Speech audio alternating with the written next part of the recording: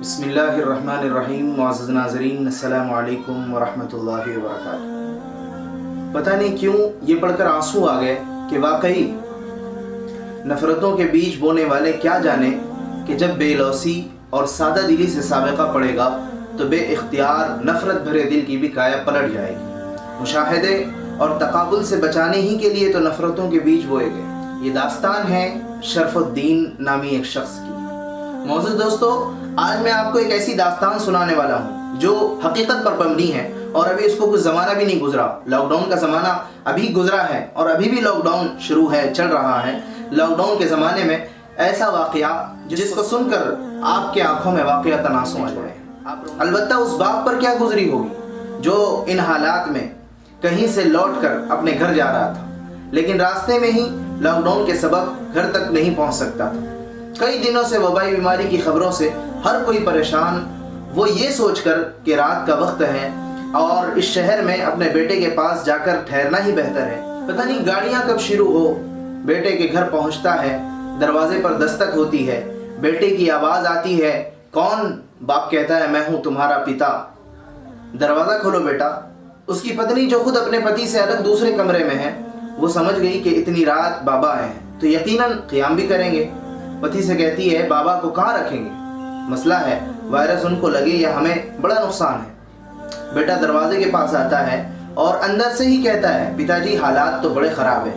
باپ کہتا ہے ہاں دروازہ تو کھولو. اس کی پتنی قریب آتی ہے اور کہتی ہے کہ ہم لوگ کتنے احتیاط سے رہ رہے ہیں سریش، غلطی مت کرنا. بابا سے کہہ دو آج کی رات کسی ہوٹل میں قیام کر لیں، کل اسپیشل گاڑی سے انہیں گاؤں روانہ کریں گے. اس کے سمجھ میں اپنی پتنی کی بات آ جاتی ہے. وہ تھوڑا سا دروازہ کھول کر باپ کی طرف 100 کی نوٹ بڑھائے ہوئے کہنے لگا بابا آج کی رات آپ کسی ہوٹل میں ٹھہر جائیں، یہ لیجئے. لیکن جواب نہیں ملا.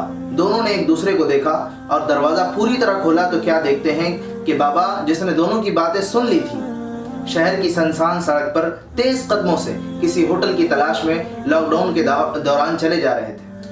بابا کو کافی تلاش کرنے کے بعد بھی کوئی ہوٹل تو نہ ملا. ایک مسجد نظر آئی. مؤذن مسجد کے دروازے کو لاک کر رہا تھا. اس نے پوچھا بھیا ادھر کوئی ہوٹل ہے؟ مؤذن اسے اوپر نیچے دیکھتا رہا. کہنے لگا بھائی صاحب ہوٹل تو بہت مشکل ہے.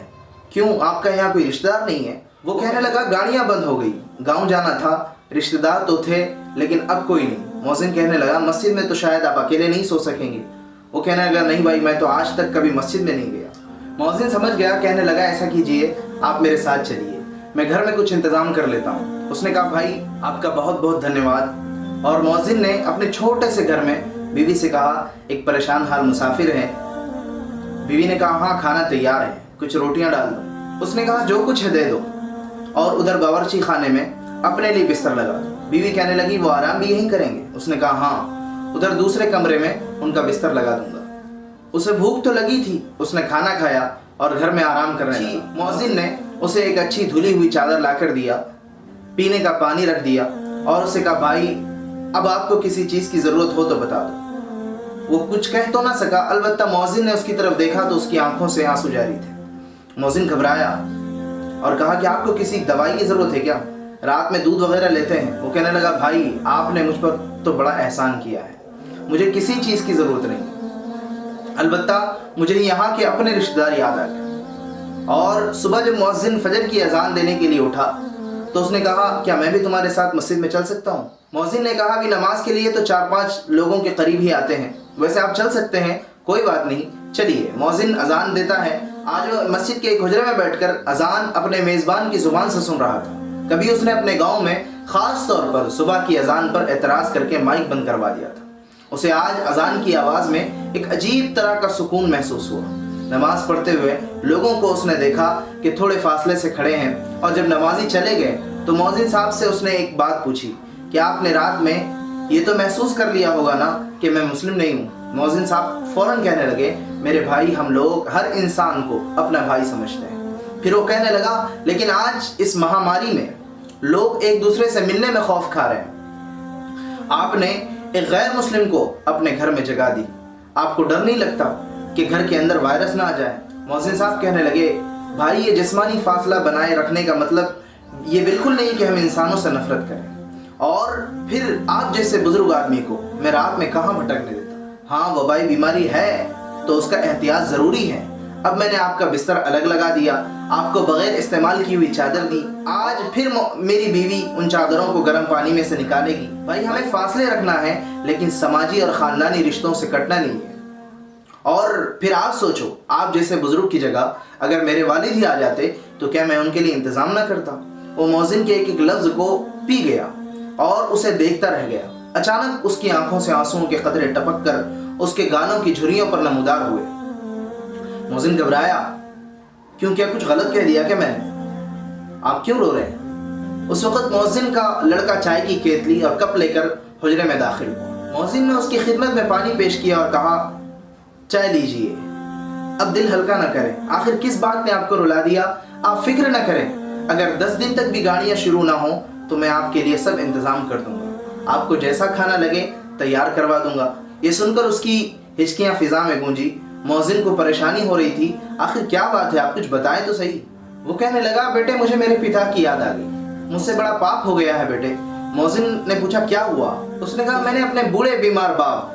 کچھ دیر وہ بولتے بولتے رک گیا, پھر کہنے لگا, بیٹے بڑھاپا خود ایک بیماری ہے. اس کو میں نے اپنی بیوی کے مشورے سے اولڈ ایج ہاؤس میں داخل کروا دیا تھا اور بس وہ وہیں تڑپ تڑپ کر مر گئے. مجھے اپنا وہ باپ یاد آ گیا. کاش زندگی میں تم سے میری یہ ملاقات بہت پہلے ہو جاتی تو میں اپنے باپ کو وہاں سے نکال لیتا. تم نے تو آج میری آنکھیں کھول دی. مؤذن کہنے لگا, ایک بات بتاؤں, آپ برا تو نہیں مانیں گے؟ آپ اس وقت میرے مہمان ہیں, آپ کے دل کو میری کسی بات سے صدمہ نہ ہو. میں نے مولویوں سے سنا ہے. آپ کی اس تڑپ کو دیکھ کر مجھے وہ بات یاد آ گئی. وہ کہنے لگا, بتاؤ بیٹے, ضرور بتاؤ. اور اب وہ تھوڑا نارمل بھی ہو گیا. مؤذن نے اس کے کپ میں اور تھوڑی چائے ڈال دی. وہ کہنے لگا, بتاؤ بیٹے, کون سی بات یاد آ گئی تم کو؟ مؤذن نے بتایا کہ انسان چاہے کتنے ہی بڑے بڑے گناہ کر لے, لیکن جب اسے اپنے گناہوں کا احساس ہو جائے اور وہ توبہ کر لے تو اللہ اسے معاف کر دیتا ہے. ایسا اسلام میں ہے. آپ کے پاس کیا ہے مجھے معلوم نہیں.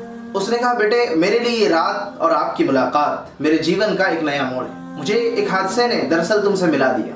میں نے غصے میں تم سے یہ جھوٹ کہا کہ یہاں اب میرا کوئی نہیں, اس لیے کہ اب میں وہ رشتہ ہی ہمیشہ کے لیے کاٹنے والا ہوں. مؤذن کہنے لگا, میں آپ کی بات نہیں سمجھا. کیا یہاں آپ کے رشتہ دار ہیں؟ اور شاید آپ کو انہوں نے اس مہاماری کے ہوتے ہوئے آپ کو آنے نہیں دیا ہے. آپ ان کی باتوں کا برا نہ مانیں. یہ خوف آج لوگوں پر طاری ہو گیا ہے. دیکھیے نا, ہمارے گاؤں میں پچھلے دنوں ایک ہندو بھائی کرونا کی وجہ سے مر گیا.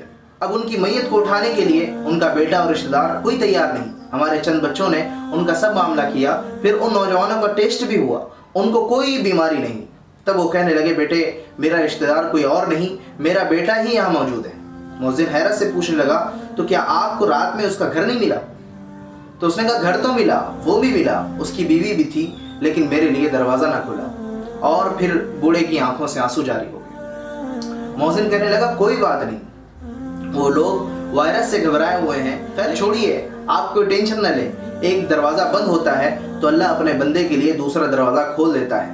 اس نے مؤذن سے پوچھا, جب تک حالات سازگار نہ ہوں تو کیا میں اس حجرے میں رہ سکتا ہوں؟ مؤذن کہنے لگا, یہ تو آپ کے, ہمارے, سب کے رب کا گھر ہے, بالکل آپ رہ سکتے ہیں. میں آج ہی متولی صاحب سے آپ کے لیے اجازت حاصل کر لیتا ہوں, کھانا میرے گھر سے آ جایا کرے. اور جب حالات سازگار ہوئے تو اللہ کے گھر سے اپنے گھر جاتے ہوئے اب شرما جی وہ شرما جی نہیں تھے جنہوں نے اپنے گاؤں کی چھوٹی مسجد جو ان کے مکان سے قریب ہی ہے وہاں مائک پر اذان بند کروا دی تھی. جب وہ رات کے وقت اپنے گھر گئے اور بیوی کو پوری داستان سنائی تو وہ بھی ان کی ہم نوا بن گئی اور وہ دونوں رات بھر نہ سو سکے.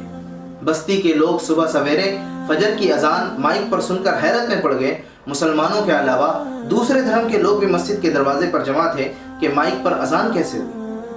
گیٹ پر شرما جی کو دیکھ کر لوگوں نے پوچھا, یہ کیا بات ہے شرما جی؟ وہ کہنے لگے, اب میں شرما جی نہیں ہوں, اب میں شرف الدین. آج رات چوپال پر جمع ہو جائیں, میں آپ کو اپنی داستان سناؤں گا اور آپ کو اذان کا مطلب بھی سمجھاؤں گا.